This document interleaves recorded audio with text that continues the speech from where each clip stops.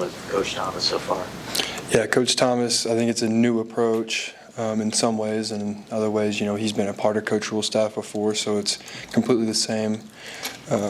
Obviously, it's a transition, and those are never seamless, but I think he's really intelligent, has a lot of experience, so I think that'll help all of us. What are some of the new things that he's brought to the table compared to your previous quarterback coaches? Yeah, I think Coach Thomas is more quarterback priority. Working with Matt Ryan, spending a lot of years as a quarterback coach. He's got different insights into mechanics, footwork, tweaking little things. So, that's been helpful for me, I know, and I think for those two young guys as well, developing them. I know the room last year was really close to QBs. Obviously you're starting over with some new guys in there. What's it been like just getting going with that? Yeah, I think those two came in and they've hopped right on board with how it's been since I got here with Adrian, Matt Masker, all those guys, and it's been a really fun room to be a part of for the last couple of years. And when those guys came in, I told them, this is how I'd like it to stay. Is we're all helping each other grow, and off the field, we're going golfing, we're hanging out with each other, trying to grow our relationships. What have you learned about your mechanics? What are you working on there? Yeah, a lot of the things last year that resulted in accuracy, wouldn't say issues, but just some things that even against Michigan, batted balls, dropping the elbow down a little bit. So, that's something that Coach Thomas and I have been working on, and I'm going to continue to work on this spring into the summer. And I think that'll help a lot with some of those issues that I had last year that hopefully just improve. And sometimes when golfers retool their swing, it takes them a while to get the ball to go where they want. Is that what you're going through right now as you work through your mechanics throwing the thing? A little bit, yeah. And, that's a funny analogy because I was talking to my godfather yesterday, and he was talking about that too, where, I was saying, it's funny, I've been working this whole winter on, fixing just these little things, but then you get into the heat of battle and you go back to what you know. And so, when we go into 11 on 11 sometimes, I go back to some of those bad habits. And so a lot of that's just trying to get reps outside of 11 on 11 and being intentional of when I can in that live period of knowing this is what I need to work on. And so working on those things, that's a blessing being second year in this offense. Some of these plays I could run with my eyes closed, call them with 95,000 screaming. So that's a blessing. Physically, what have you learned just about playing the position at this level? The beating you maybe took last year and how that maybe changed your approach with how you want to play going forward? Yeah, it hit Illinois last year, and I was starting to feel all those hits racking up. Just some little injuries that all of a sudden they blew up into bigger ones that resulted in me, not being at the top speed that I should be to have the explosive plays that I had earlier in the year. And, every now and then, I'd bust one out like Michigan State. But I think I wouldn't say that I want to change my style of play. I still want to be a physical downhill runner that punishes, but at the same time being smarter with my body, knowing when to be that runner and when maybe, if I get the first down, maybe just get out of bounds, don't take an unnecessary hit. So I think all of that experience from last year will carry over and have even more this year. What do you think of some of those receivers you're throwing to, Banks and Air being here? We've heard a lot about Demetrius Bell, too. Mm-hmm. Yeah, Isaiah and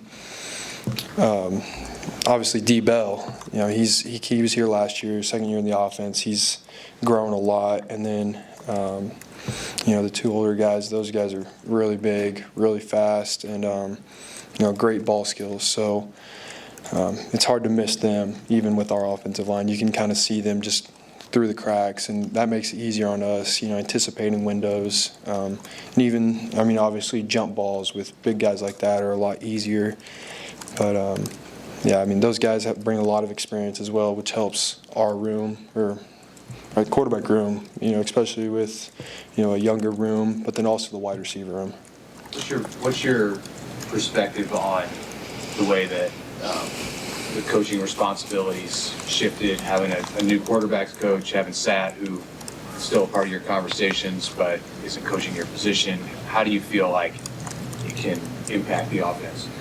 I think for us, it kind of feels like we just doubled the amount of coaching that we have, because we still go to Coach Sat a lot. He's our offensive coordinator. He calls the plays. He's talking to us. But at the same time, we have Coach Thomas now, who's like another coach. And so, I mean, he is another coach. I mean, he's right there with us. But I wouldn't say like Sat's presence in our room has gone away at all just because he's gone to tight ends.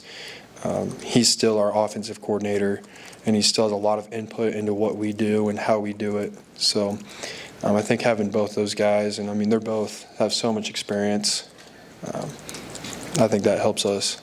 What's it like being the old guy in the room, and how is that?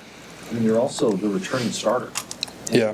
We're talking to all three of you today, not just you.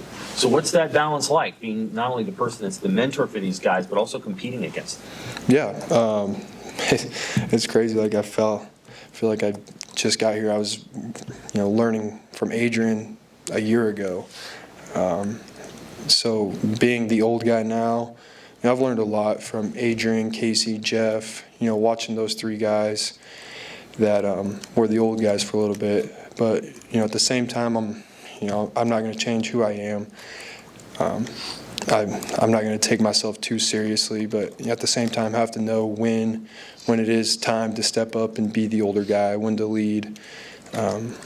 So, yeah, I mean, it's weird. It's a little bit smaller quarterback room than we had last year at this time, so it's a little easier to develop relationships. And it's nice having Jack Joaquin, Luke Longball. Those guys were here last year, and relying on them as well.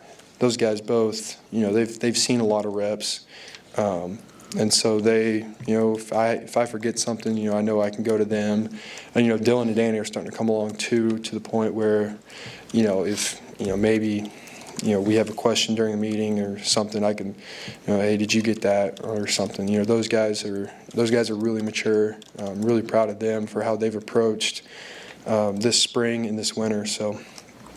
One more. Heinrich, what have you learned about those guys in those off-the-field hangouts that you talked about, trying to build that chemistry? Yeah, I mean, they're both just 18, 19-year-old guys. We, go golfing, like I said, just, having a good time. When we're out of here, we all try to just relax, have fun, and, whatever it is. They're really fun guys to be around. And, can't wait to grow relationships with both of them. I have to ask, what led to the Rattlesnake Boys winning day one? That's your team that you're leading, so what led to that? Yeah, so, I mean, the Rattlesnake Boys, we've been, it's been complimentary football. It's tough because you don't see your defense because obviously, you're on other fields. And so it's kind of a surprise when you all come together at the end and you ask them, hey, how'd y'all do? Because it's not like regular where you're watching them. So it's been really, really complimentary, day one. We had a decent day on offense, and they were lights out. And then, I can't spoil the results for what happened Tuesday or today, but, it's just been back and forth, us lifting each other up. So I think hopefully that continues and Rattlesnake Boys can come out on top. All good? All right. Thank you guys.